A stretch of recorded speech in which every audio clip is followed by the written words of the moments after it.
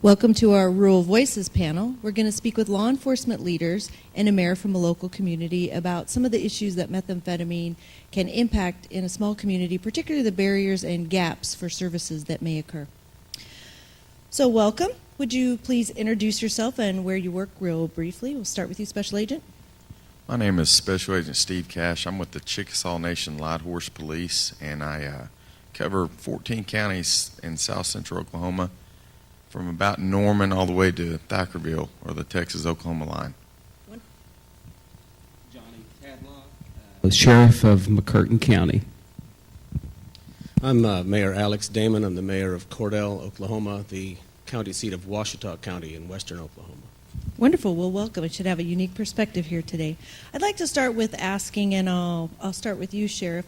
Do you think that the cost and value of methamphetamine has gone up and down?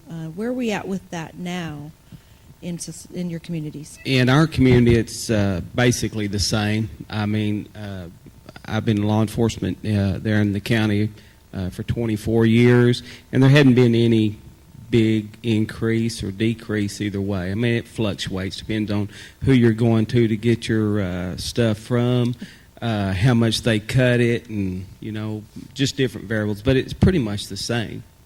Okay. Special Agent, how about yourself? I would say about the same as far as meth goes. I know we used to see a lot more powder meth in our areas, and now we're seeing the more rock-like form they call ice. And the price is fairly maintained its value and stayed the same. Okay, and so, Mayor, do you see that methamphetamine makes a financial impact on members of your community in a negative way? Well, it certainly does, and even more so, the financial impact on the educational dropout rate, teen pregnancy, the ripple effect of the drug abuse has a huge financial impact, especially, I believe, in the rural communities. Absolutely, and then can turn around and affect some of the government services that are required and have that sort of systemic effect. You know, often communities have issues with an interrelation with gangs and the methamphetamine, either production or distribution. Are any of you seeing that in your communities? We're not, in Washita County anyway, I can speak for the area that I'm in, not so much gang related as a subculture issue that is an undercurrent that's getting more predominant in that area. So you feel that that's actually rising? It seems to be. It's certainly holding its own, which is bad enough. All right. Gentlemen? Same thing that he said. You know, it's not as big a problem in the community that I'm from as it is in some of the larger communities, but there's still problems there that exist, and we try to keep an eye on it the best we can to see if it's increasing, and we'll try and address that along the way. But right now, it's not a huge problem. Okay. The gangs aren't. For us, being that close to the Texas-Oklahoma border, we're starting to see a lot of North Texas gangs migrate up I-35, and we've got casinos located all along I-35, and a lot of times, anytime you have 24-hour businesses and the number of people that come in and out, they a lot of times try to take advantage of that, either with the truck stops or the gaming facilities there. So we're starting to see a lot more gang activity move and migrate northward into Oklahoma from Texas, Gainesville, Denton, those areas. And do you feel like your personnel are adequately trained on identifying particular gangs or members, or is this a resource need that you may have in your area? There is. I mean, it's fairly new to our area and dealing with that. We've had one of our agents that is housed with the Oklahoma Bureau of Narcotics in the Ardmore area, and they are constantly updating their training and trying to train staff on what to look for, signs, and which gang is the meth carriers, which gangs, primarily the marijuana. So we're constantly staying updated on training. Great. Well, let's piggyback on that and talk a little bit about training. Sheriff, do you feel that the folks that work for you have the training that they need for investigating and dismantling meth labs? Yeah, we actually have it's a meth lab response team. Years ago, we'd have to wait on other departments such as OBN, and because of where we were located, it might take a little while for them to get there, and we had to hold the scene and all those problems that come with not having someone there really ready and available to go ahead and process the scenes, tear them down. But we now have the manpower there as far as going in and processing the scene. They've been trained. They have to be get recertified, but right now when we have the training as far as the the labs, actually to go and work them ourselves there, and like I said, we still get assistance from other agencies. OBN, they help out considerably, on things that we need, and but as far as that goes, we're pretty well taken care of. Well, that's great, because in a rural community that certainly could be a challenge, and one of the barriers being... We used to have major problems with that because there was no one there, and then, like I said, then they started training and providing schools where we could go to. So it's helped out tremendously. Just the time that it takes, where you have so many people tied up till someone gets there. So we've come a long way on that with that problem. So. And Special Agent Cash, do you feel that the tribal entities are adequately trained, or is there more need for training? I can't speak for all tribes, but I know as far as the Chickasaw Nation, we've been fortunate. We partnered early on with Oklahoma Bureau of Narcotics, and we actually housed one of their agents there at our headquarters in Ada. We also housed the District 22 Task Force there. So we're able to, anybody that knows anything about working narcotics knows you can't do it by yourself. And we're fortunate to have a team of guys together working those investigations. So we have a Clan Lab response team as well. I think we have 4 guys that are certified to take down and process the labs for prosecution purposes. But we've been real fortunate in that area. I think a lot of training has started to come to Oklahoma that's helped out some of the smaller agencies and areas. Well, that's great. And you mentioned that no one can do that alone. And Mayor, there are certainly risks that exist for your first responders, such as fire agencies or public health workers or public works folks. Has there been any training offered to your municipalities? We've just started. We've just started getting some of that in place with some very basic entry-level education. Most of the rural firefighters and several are volunteer firefighters. They wind up going into some situations with only minimal training at best. Luckily, area task forces are very helpful, and as soon as an issue is discovered or determined, the local task force is really in there first. And so some of the best training we have is in, say, the National Incident Management Systems, where our workers know exactly what to do and who to go to find the answers to make sure everybody stays safe. Well, and it certainly does fall in the same categories as other environmental emergencies or hazardous materials emergencies. And have you used some of those same systems you mentioned? We have in some cases, especially in emergency response to weather incidents, emergencies of that sort, where we have to have a very clearly delineated system of protocol, who's in charge next and how do we get them here. Well, great. It's nice to see that we don't always have to recreate the wheel. There's been some wonderful research done, and we've learned from some of the incidents in society lately. So do you feel like you're seeing which types of production that Dub talked about are you seeing in your communities? Well, it's kind of changed. Years ago, when I, like I said, first got in law enforcement, you had the P2P, you had the certain way that people that was running that kind of dope in the community. They had large quantities that they manufactured, and they used, I called them mules, to distribute out to your street level, and it kind of trickled down. Then they come out with the red pea, in which, to me, was even more problematic because where before you was tracking the people that were bringing it in from the big labs and distributing it. Now you've went from that to the people are still distributing it and moving it.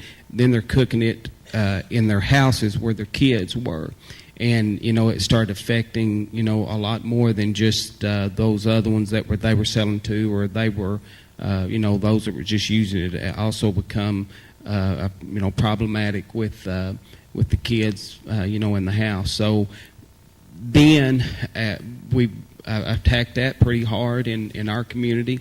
We've taken down over the years, numerous labs, and we've seen that kind of slack off, where now we're starting to see back to where it was years ago, where they're starting to bring it back in from across the state line. From where we're situated, we have Arkansas on one side of my county, and I have Texas on the south side. And they utilize those borders there for their benefit, and that's one of our problems. We're starting to see they're kind of reverting back. Now, you're always going to have your die-hard cookers out there. They're going to continue to cook, just like years ago. You go out and marijuana eradications, and you knock out the majority up. You're still going to have your die-hard dope growers. And that's what we're going to have, with the meth issue. You're still going to have some that's going to be cooking it, but right now it looks as though in our community, it's a lot of that's being brought in, and we're trying to address those issues now. Okay, so then let's move to talking about, if we're not seeing as much manufacturing, knock on wood, what are we seeing as far as who are the folks that are doing the trafficking and distribution in your communities? And what are some of the trends with that pattern? What we've been seeing since 2004, I guess they started regulating pseudoephedrine in the state, which basically cut down on your mom and pop labs. It's slightly increased with the one-pot methods coming back in our area. But once they did that, the Hispanic drug culture across in Mexico really capitalized on the new trend with bringing ice up through Oklahoma, and we've really seen a lot of groups out of that come from Mexico through Texas start bringing that up into our area. The traffickers are Hispanic males or someone who's tied in with the Hispanic connection. And as far as the North Texas area, we're seeing a lot of Hispanic gang members that are bringing it up. And also here recently, we're starting to see the outlaw bikers get back in the meth business. And, they're back down in Oklahoma jockeying for territory, and we're seeing a lot of meth come up that way as well. Okay. How about either of you seeing distribution trends?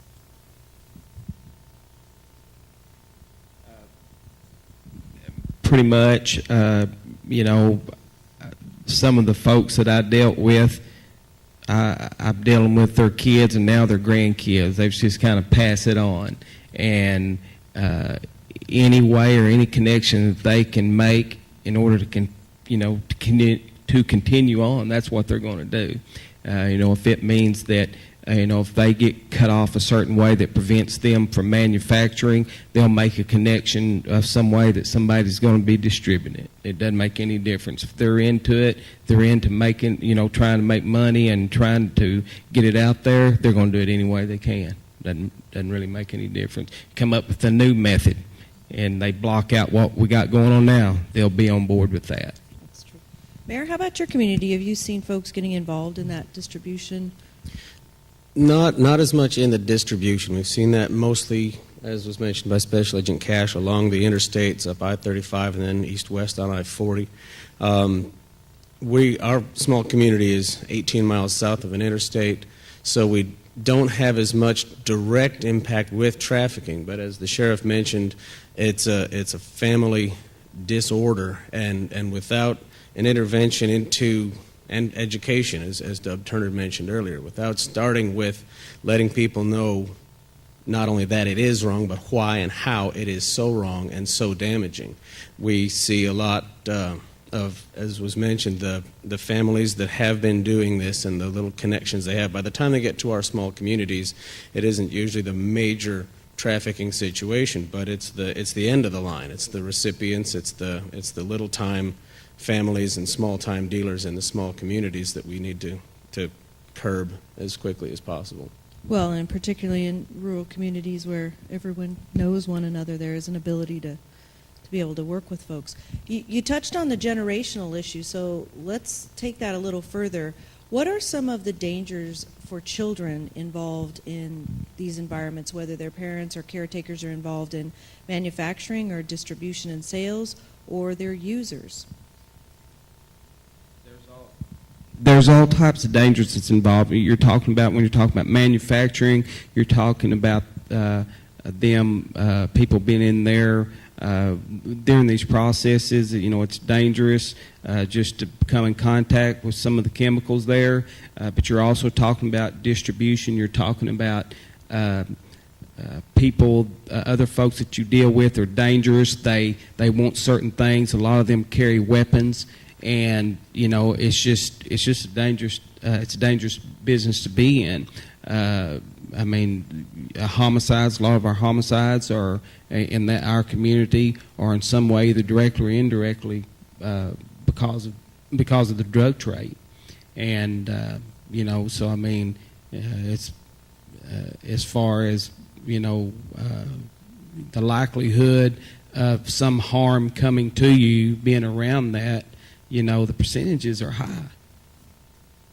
Absolutely. Sir? We're still seeing, obviously, a major issue with drug-endangered children. Any direction that they're involved with, either, as was mentioned, the production or distribution or even just use, casual, if you could call it that, recreational use, we are making progress, luckily.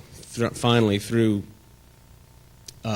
situations like the Crystal Darkness campaign, what we're doing right now, word is finally getting out there and the education is starting to take hold. We're fortunate to have recent legislation in home sales for full disclosure. If meth labs have been recorded in these homes, the homeowners have an obligation to remove property that has that same residue in it. So, and because some of these people are moving into situations they're not even aware they're endangering themselves and their children. So we're making progress, but I think it's really just the beginning. It's just getting started.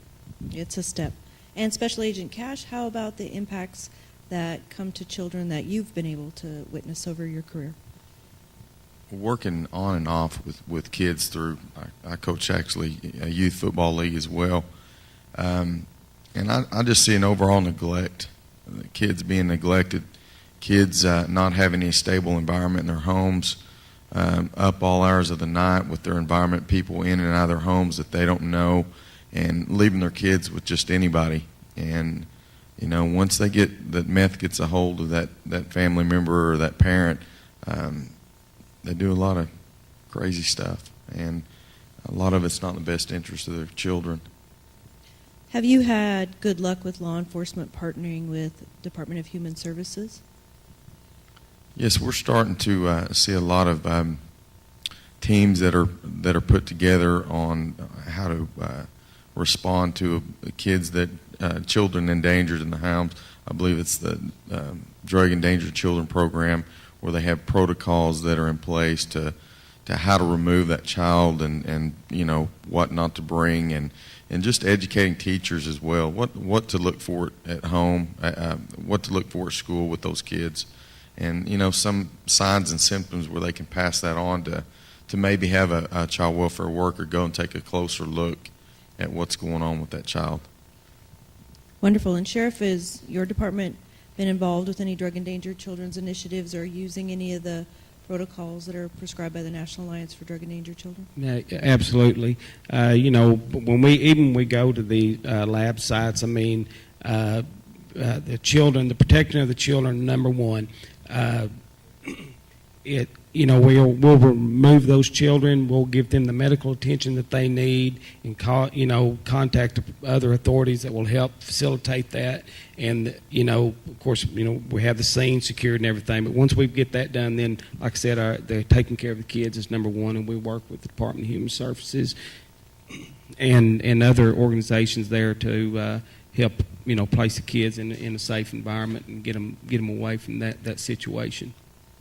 Okay. And have any of you seen that methamphetamine is a drug that's different for children and families, or are you seeing similar issues with families with other substance abuse?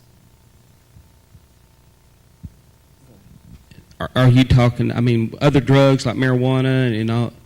Does methamphetamine have different or unique impacts upon children as compared to other drugs that you've seen in your experience? Oh, absolutely. Absolutely. Mayor?